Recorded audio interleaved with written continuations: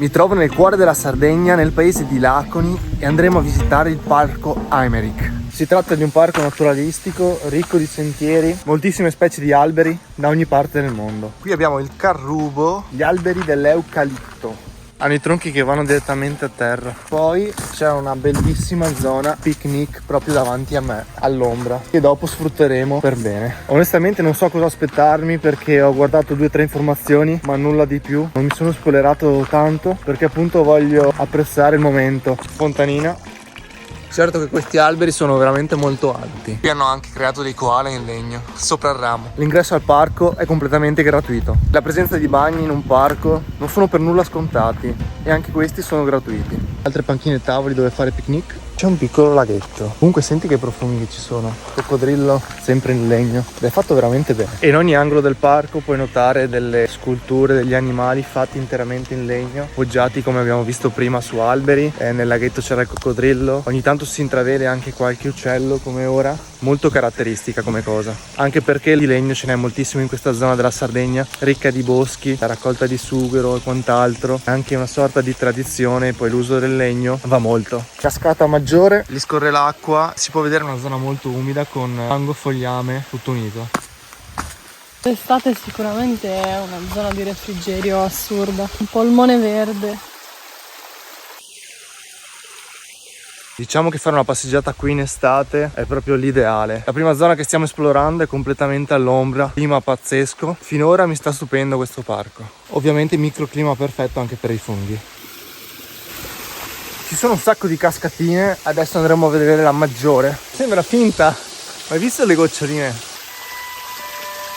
L'acqua che scende dalla cascata fa nelle altre piccole cascatine, poi scendono come abbiamo visto. Quando leggi cascata non te l'aspetti così, perché ha una forma veramente molto strana. Sembra che sia fatta di roccia, legno e muschio. Poi è bella alta, bella grande. Poi ha questo effetto di goccioline che escono dalla direzione dell'acqua, che danno un effetto molto strano. Non so come dire, sembra la classica cascata delle fiabe. Davanti a lei c'è un platano veramente enorme. È un albero iscritto all'elenco degli alberi monumentali d'Italia e ha un'età superiore ai 200 anni. Che strano, sembra proprio un'aquila e quella a sinistra sembra un'ala. Per una giornata rigenerante direi che questo è il posto perfetto. All'interno del parco ci sono vari punti di interesse, come la cascata, e ora scopriremo i prossimi. Ogni tanto si trovano queste fontane, però l'acqua è non potabile. Questa. Saspillunca de Sulardu. Vediamo se troviamo qualche albero particolare. Questo parco fino al 1990 appartenne a una famiglia di marchesi e feudotari, e l'autore di questa riserva naturale fu Don Ignazio Aimeric. Fu un appassionato di botanica che in ogni suo viaggio fuori dalla Sardegna, a partire dal XIX secolo, importò moltissime piante rare. Proprio qui. Altro piccolo scolo d'acqua. Guardare il fiume. Ai ai ai. Opla! Qui c'è un po' di fango. Apriamo il compasso e si vola.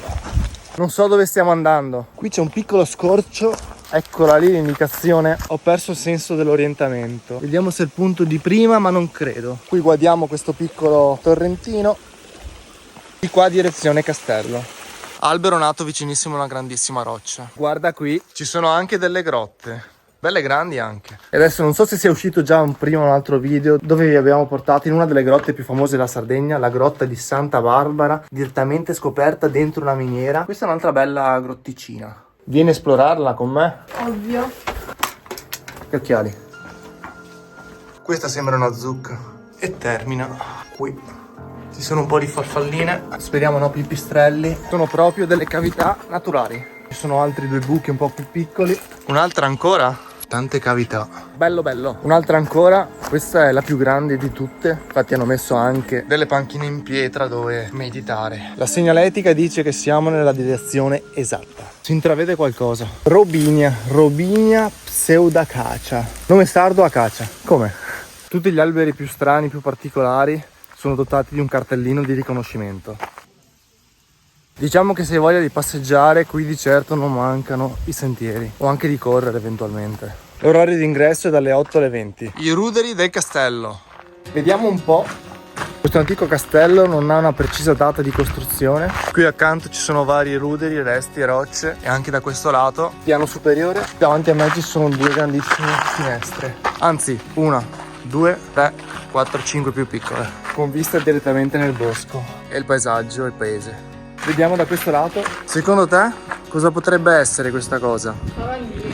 Ma Qui c'è un'altra mensola, ma non ho proprio idea di cosa sia. La finestra principale e anche questa dà sugli alberi, su tutta la natura. La vastità dei boschi. Sembra un'antica piscina, una vecchia vasca dove si lavavano in estate all'aperto. Qui dentro non c'è nulla, le mura esterne. Sono le 11:15, abbiamo fame quindi pranziamo. Parliamo di cose serie. Oggi mangerò gelato lavorato a mano con pane e con pesca. Pasta al pesto avanzata da ieri sera. Quale sarà il tuo pranzo? Tofu al pomodoro e carote. Ok. Pesto fatto rigorosamente in casa. Tutta un'altra cosa rispetto a quello che si compra sul supermercato.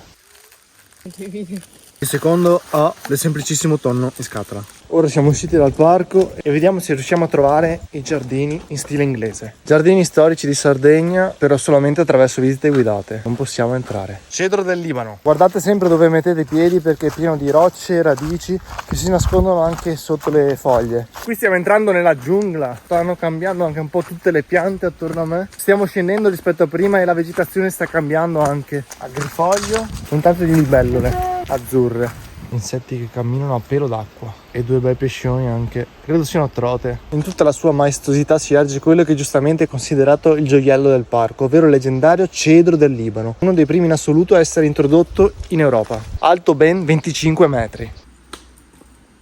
E con questo rumore degli uccellini e dell'acqua è arrivato il momento della siesta, quindi noi ci vedremo una prossima avventura.